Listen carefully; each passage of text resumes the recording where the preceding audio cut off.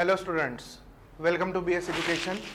जैसे कि आपको पता चला होगा कि हम अभी एक सीरीज बना रहे हैं जो कि आपके अपकमिंग एग्जाम्स के लिए, जैसे कि आरआरबी हो गया, आरबीआई हो गया, इन सारे एग्जाम्स के लिए आपको काफ़ी ज़्यादा हेल्प करने वाला है ये वाला सब्जेक्ट, ये वाली series, that is computer awareness.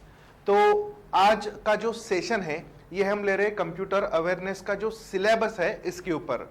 आपको पहले पता होना चाहिए कि एग्जैक्टली पढ़ना क्या है, कहाँ से क्वेश्चंस आते हैं, कौन कौन से चैप्टर्स है, कितने मार्क्स के लिए आता है, बस वही मैं आपको आज बताने वाला हूँ।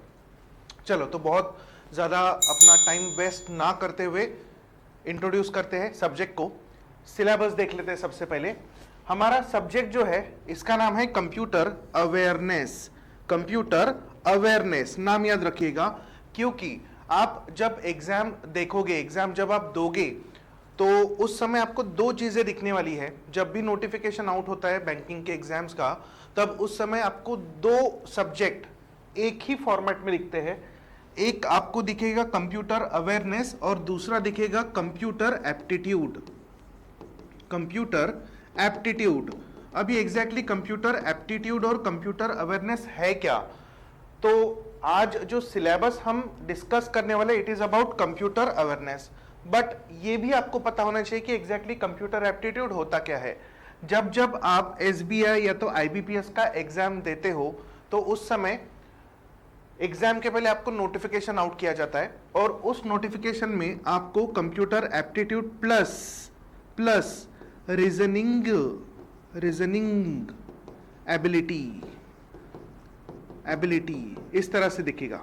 ठीक है, तो कभी भी उस समय कंप्यूटर अकेला नहीं होता है, उसमें कंप्यूटर एप्टीट्यूड आपको दिखेगा और रीजनिंग एबिलिटी आपको दिखेगा।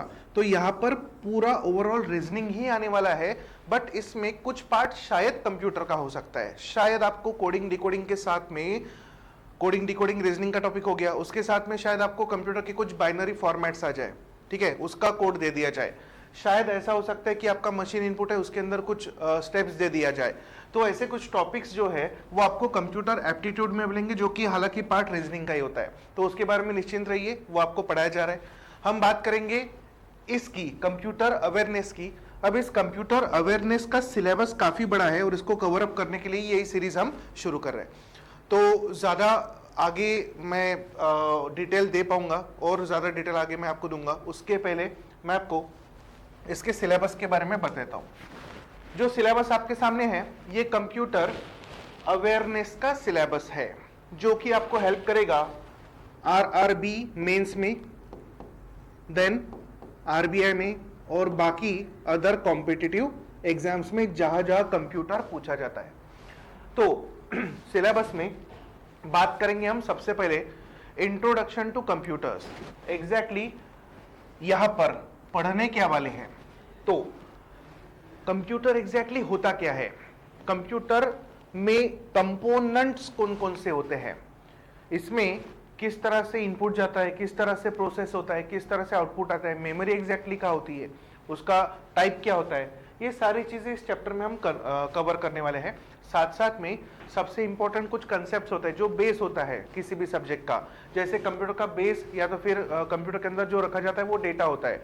तो डेटा ही हमको अगर पता नहीं होगा तो ऑब्वियस सी बात है हमारा बेस कमजोर रहेगा। तो डेटा क्या होता है, इंफॉर्मेशन क्या होती है, इंटरनेट क्या होता है, नेटवर्क क्या होता है, ये कुछ बेसिक चीज है जो आपको पता होनी ही चाहिए।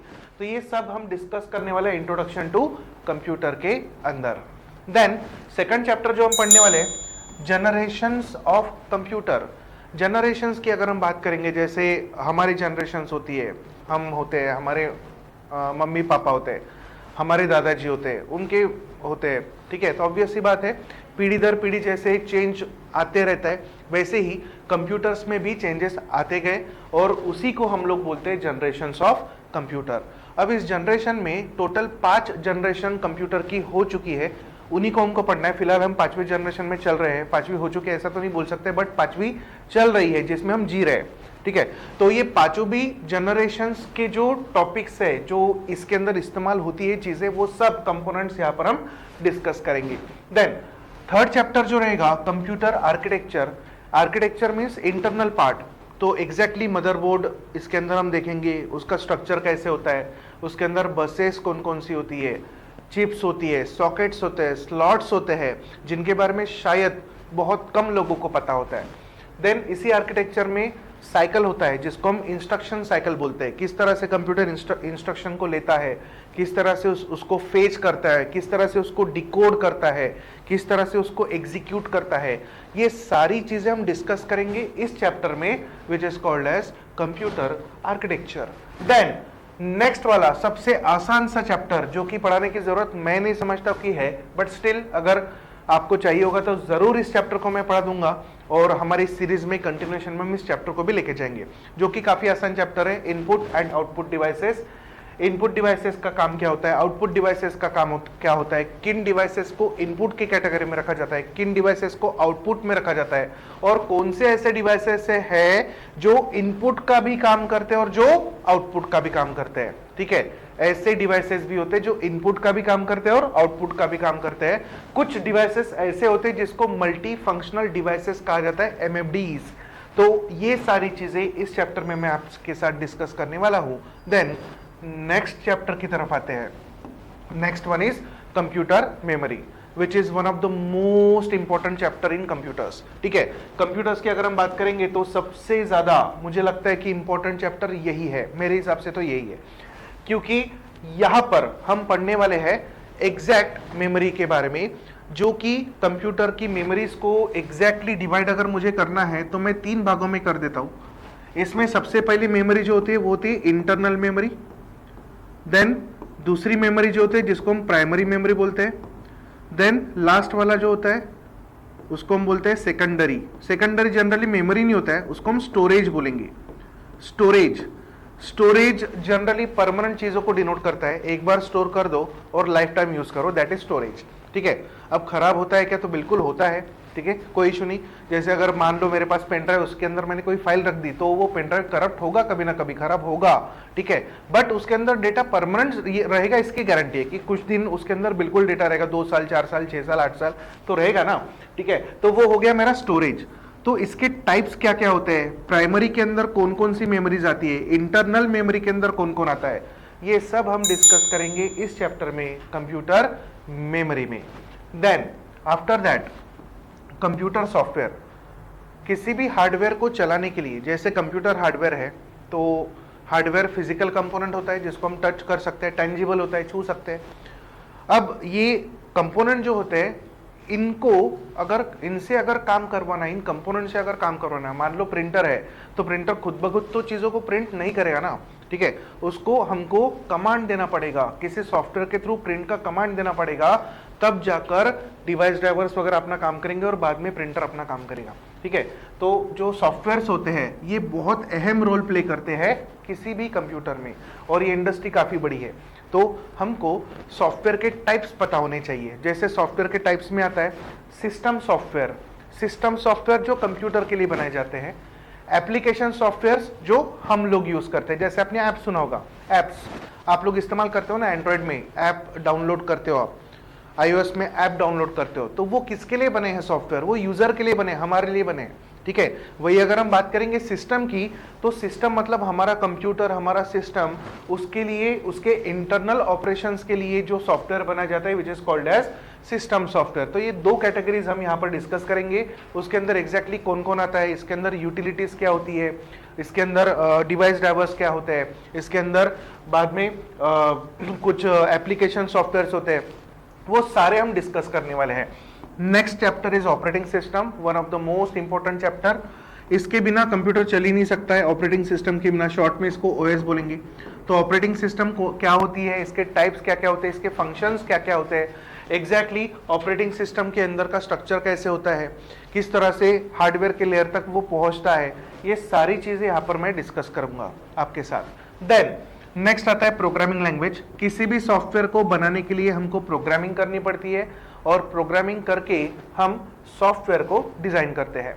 अलग अलग प्रोग्राम्स बनाए जाते हैं, प्रोग्राम्स को एक दूसरे के साथ लिंक किया जाता है, and set of programs become software. ठीक है, तो ऑब्वियस सी बात है, सॉफ्टवेयर बनाने के लिए हमको प्रोग्रामिंग आनी चाहिए, और प्रोग्रामिंग करने के लिए प्रोग्रामिंग लैंग्वेजेस पता होना जरूरी है। तो प्रोग्रामिंग लैंग्वेजेस एक जमाने से चल रहा है। सबसे पहली प्रोग्रामिंग 1942 में हुई थी, जो कि जीरोज और वंस में हुई थी। मैडम एडा लवलेस उनका नाम था, उन्होंने जीरोज और वंस में बाइनरी में प्रोग्रामिंग किया था, जो कि काफ़ी ज़्यादा कॉम्प्लिकेटेड था। और आप समझ ही सकते हो कि महिलाएं जो है वो काफ़ी ज़्यादा कॉम्प्लिकेटेड कामों को करने में माहिर होती है, ठीक है।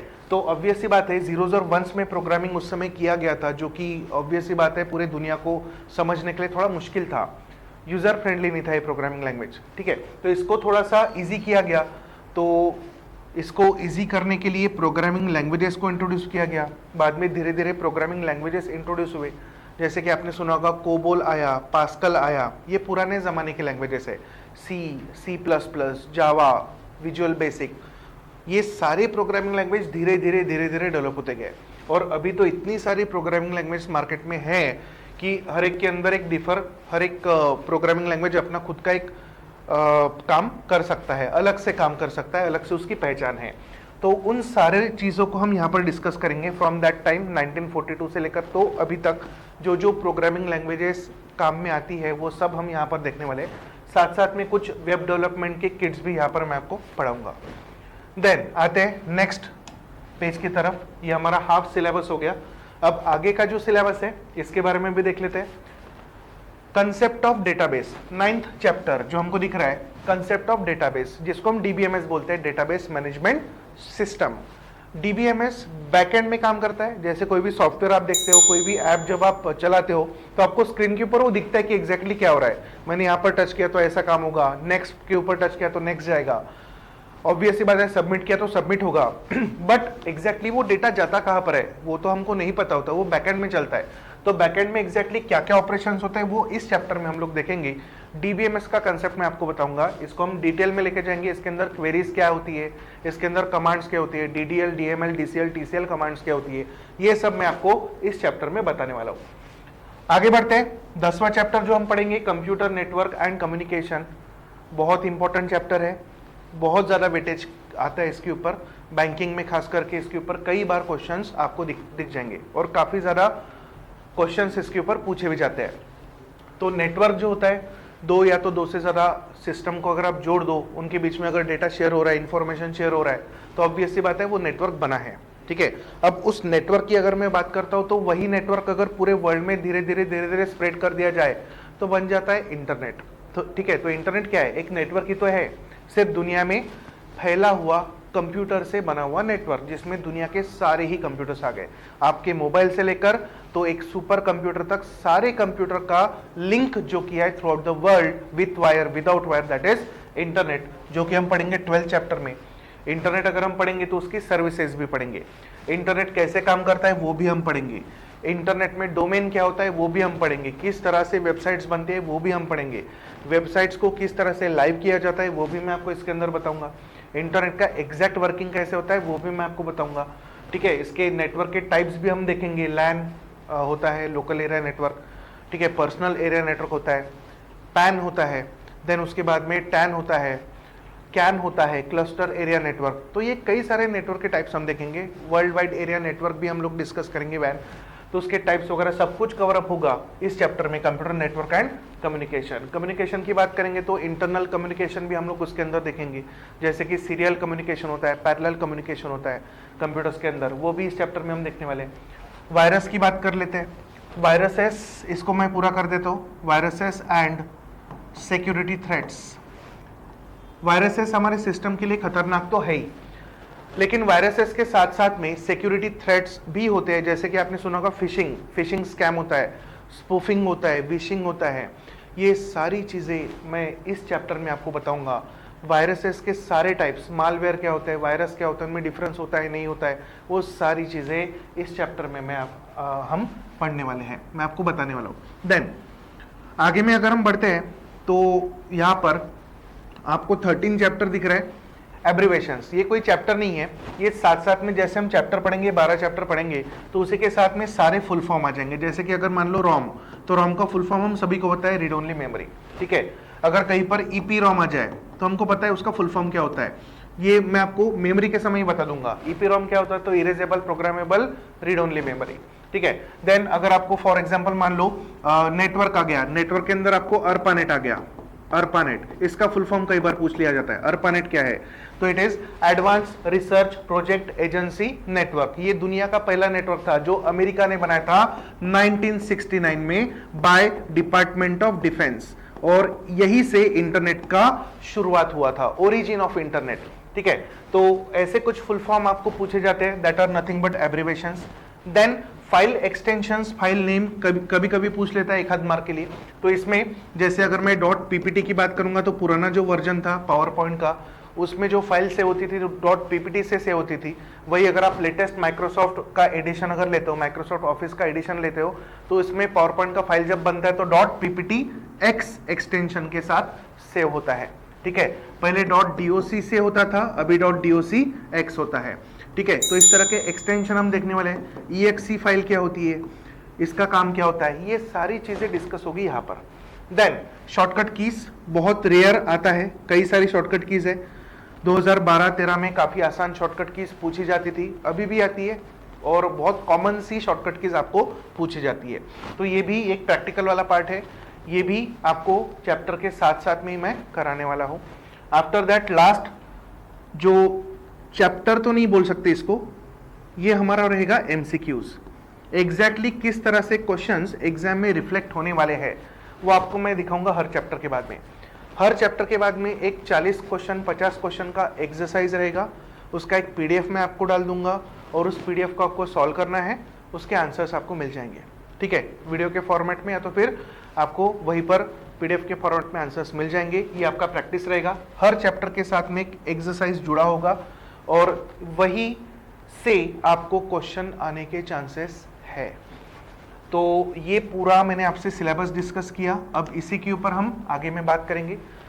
नेक्स्ट क्लास जो होगा वो रहेगा इंट्रोडक्शन टू कंप्यूटर्स। पहला चैप्टर मैं शुरू कर रहा हूँ, पूरी सीरीज यहाँ पर आपको मिलने वाली है, और इस सीरीज को हम कंटिन्यू लेके जाएंगे, जो आपको बहुत ज़्यादा फायदेमंद रहने वाला है, बहुत ही ज़्यादा आपको ये फायदा कराएगा। मेंस के एग्जाम में आपका स्कोर एब्रप्टली बढ़ाएगा, और सिलेक्शन लेने का कारण भी ये सब्जेक्ट होगा, और सिलेक्शन जाने का कारण भी ये सब्जेक्ट होगा। सो प्लीज इसको देखिए, हर एक वीडियो को देखिए। आपको अगर वीडियो पसंद आते हैं तो लाइक कीजिए, सब्सक्राइब कीजिए। मिलते हैं नेक्स्ट सेशन में। Thank you so much everyone, have a nice day.